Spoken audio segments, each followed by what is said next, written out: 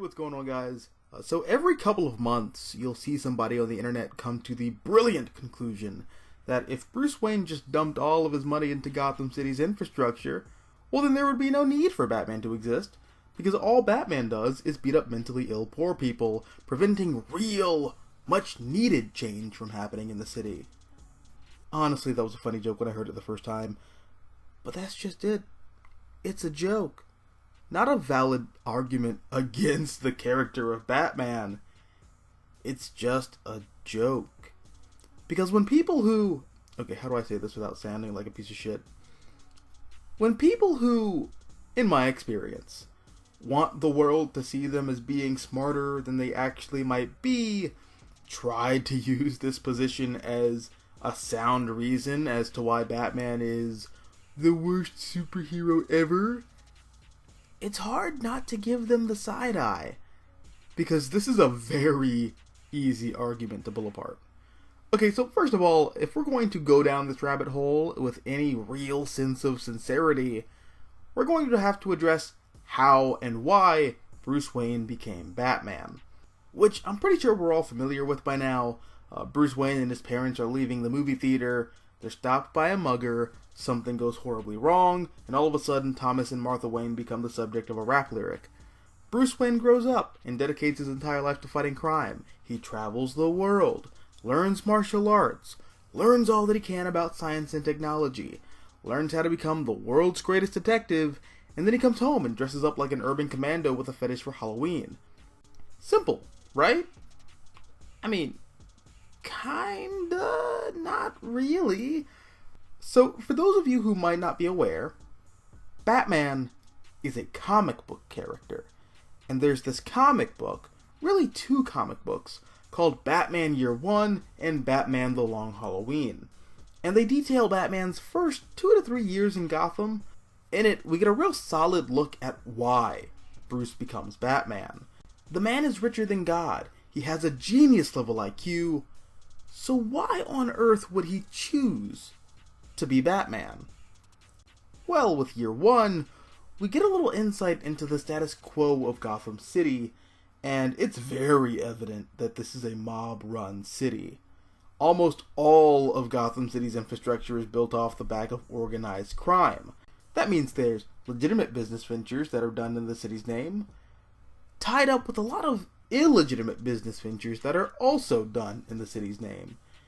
And for every one good-hearted politician who believes in doing what's right for the sake of the people, there's like 5 others who are crooked and are in bed with corrupt businessmen and criminal organizations.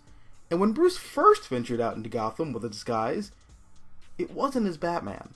He was just some guy getting the lay of the land, walking through Gotham's equivalent of Baltimore's red light district circa 1986.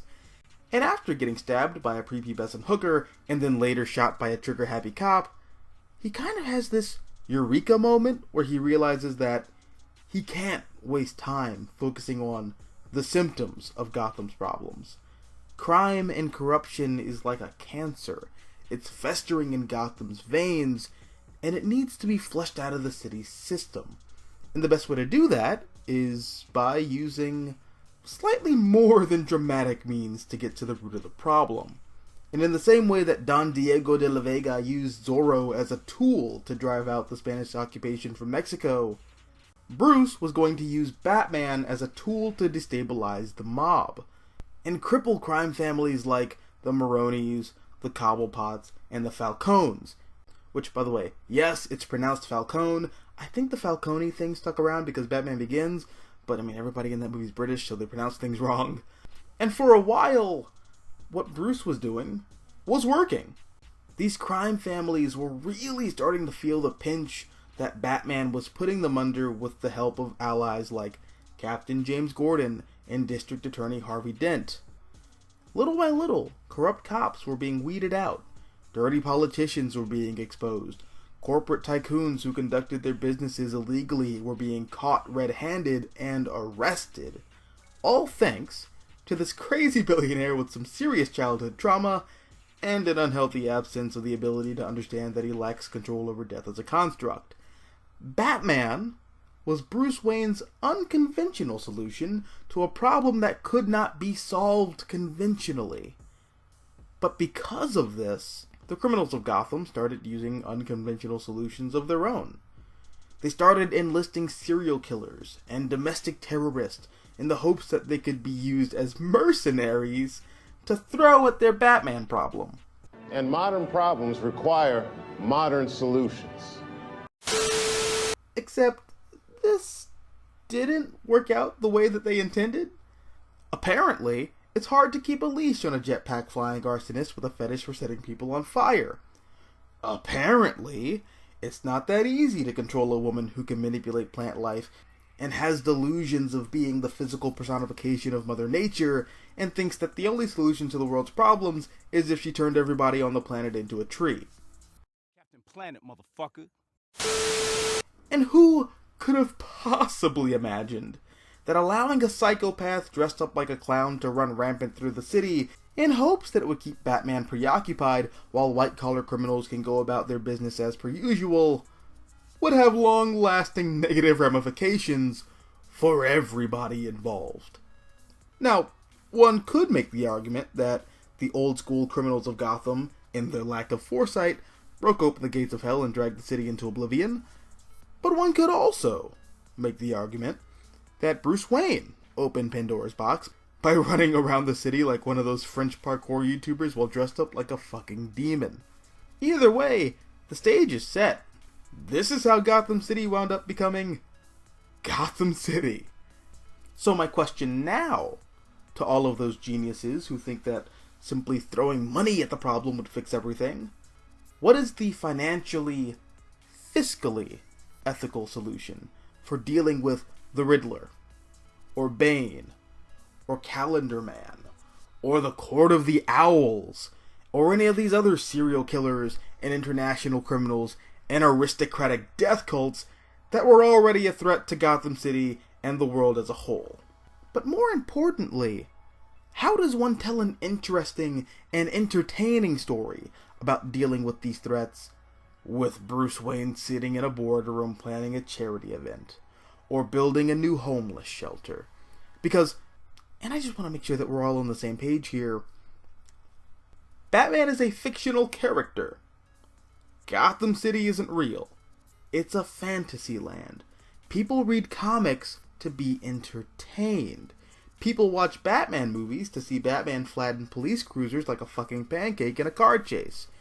Do you have any idea how boring it would be to play Arkham City, but instead of fighting Mr. Freeze, or Ra's al Ghul, or gliding throughout the prison and drop-kicking an inmate from the sky at 69 miles per hour, I had to play as Bruce Wayne and lead a political campaign against Hugo Strange because it's more financially responsible?